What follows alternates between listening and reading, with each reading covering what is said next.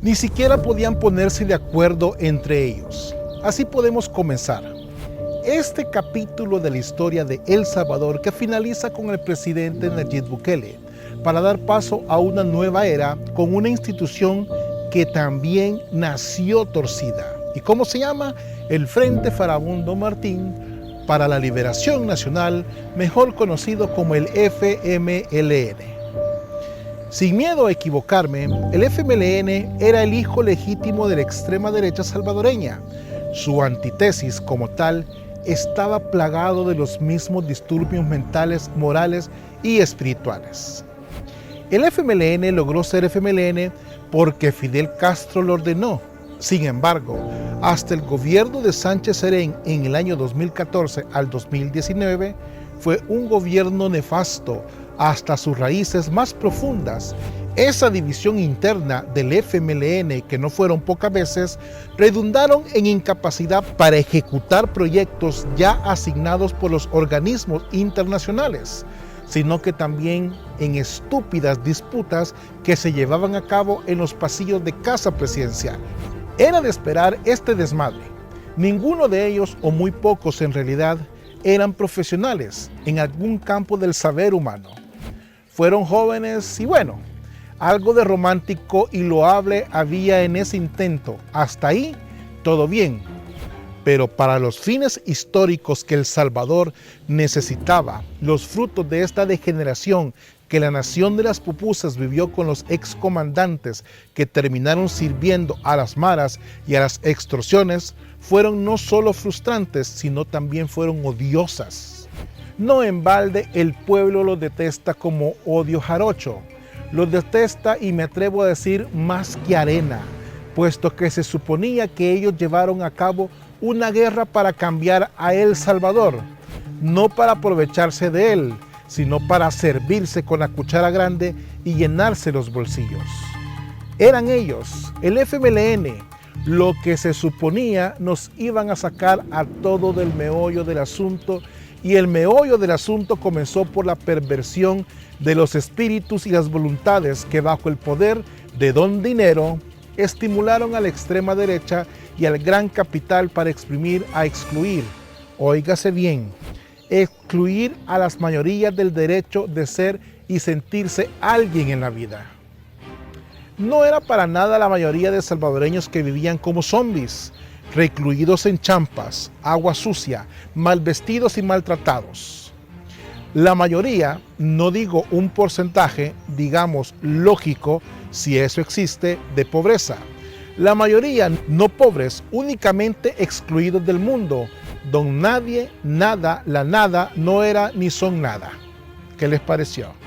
Nadie tiene ese derecho.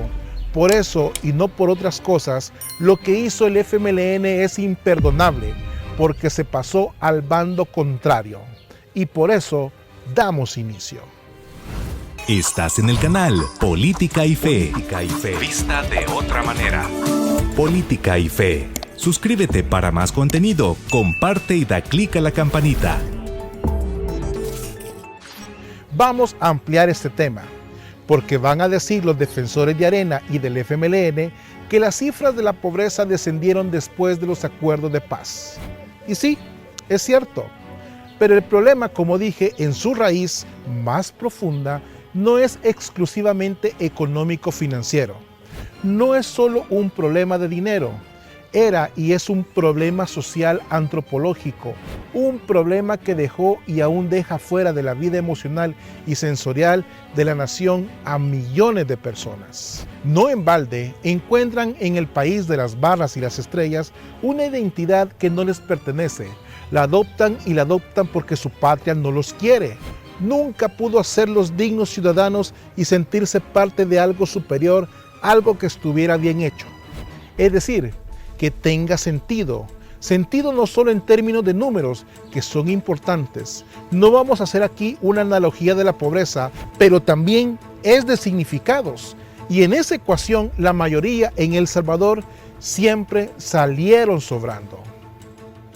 Jamás en El Salvador, salvo excepciones que las hay, pero son eso, excepciones, no mayorías. Pedro Pérez iba a ser algo más que Pedro Pérez, que no valía nada. Ya dije, no era nada. No tenía ni para vestirse, calzarse, mucho menos para usar marcas como Nike, Polo, L'Oreal, lo que sea, ni en sueños. De eso se trataba. De eso se trata. Ese es el éxito del presidente Bukele, que nunca van a poder igualar los del FMLN, ni ellos mismos sabían qué tipo de nación querían diseñar y construir. Delimitados por la Constitución, por el ejército y por la extrema derecha, las FPL y el Partido Comunista jamás podrían hacer de El Salvador un estado socialista, gracias a Dios. Los pocos socialdemócratas y socialcristianos que quedaron después de la purga de Medardo González y compañía no tenían suficiente poder dentro del partido para proponer un modelo. Así, en ese limbo conceptual y filosófico, lo único que les quedó bien era salir hablando puras torpezas como Lorena Peña, que no tiene ni siquiera punto de comparación. Robar, aliarse con las maras y traicionar al pueblo por lo que supuestamente lucharon, ¡qué ofertón! ¡Qué maravilloso!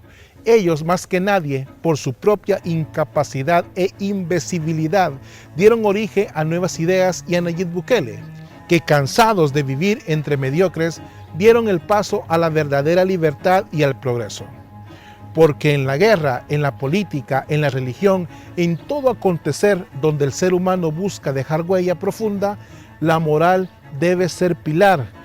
Ni tú, ni yo, nadie puede decir que va a cambiar toda esa forma de vida a ser cultura o anticultura, como quieran llamarla. Nadie, si al final van a terminar haciendo lo mismo que sus predecesores. Eso fue lo que el FMLN hizo desde el principio.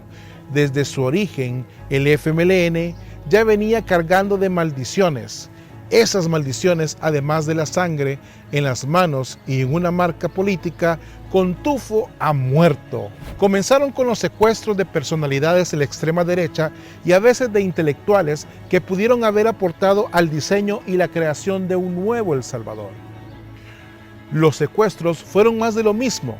Claro, no somos ingenuos. Está claro que la guerrilla necesitaba financiamiento para iniciar la guerra, pero por eso mismo, toda esa red de circunstancias que fueron entrejeciéndose para dar vida al conflicto fueron motivos de pésimos antecedentes para el FMLN. Al final, todas esas acciones claves fueron haciendo lo que hace toda acción cuando se vuelve repetitiva. Generaron una forma de ser, de actuar, de tal manera que cuando llegaron a la vida civil, muchos exmiembros de la guerrilla no sabían ni querían trabajar. Ese odio desmedido, que era similar al odio de los miembros de alta sociedad, tenían por el indio, el obrero o el campesino. Se volvieron contra ellos los guerrilleros, porque al final se fundió con el ser de ellos y ellas. Se volvieron parásitos, y ese ser parásitos les costó no solo la presidencia de la República, les costó la Asamblea Legislativa, los municipios, y al final perdieron hasta el valor de esa marca con tufo a muerto que andan cargando, que se llama el FMLN.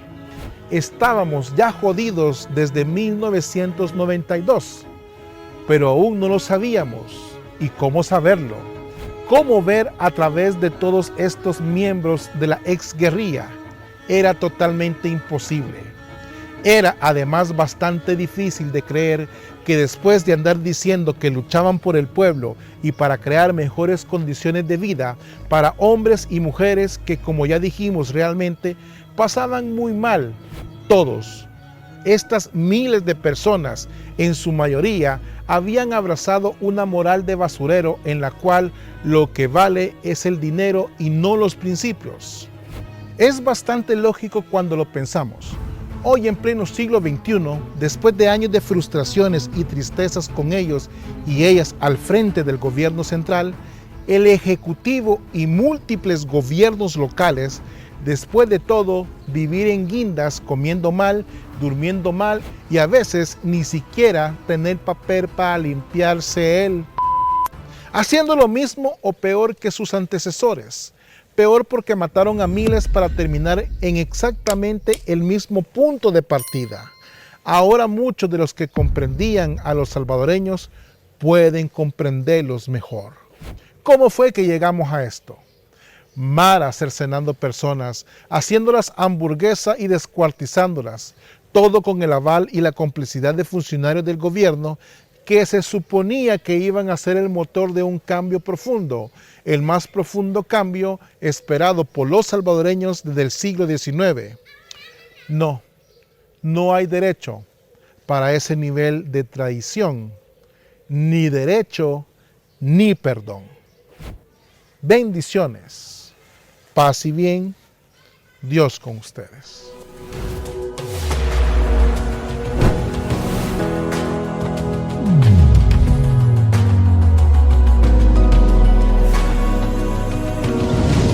Política y fe, vista de otra manera.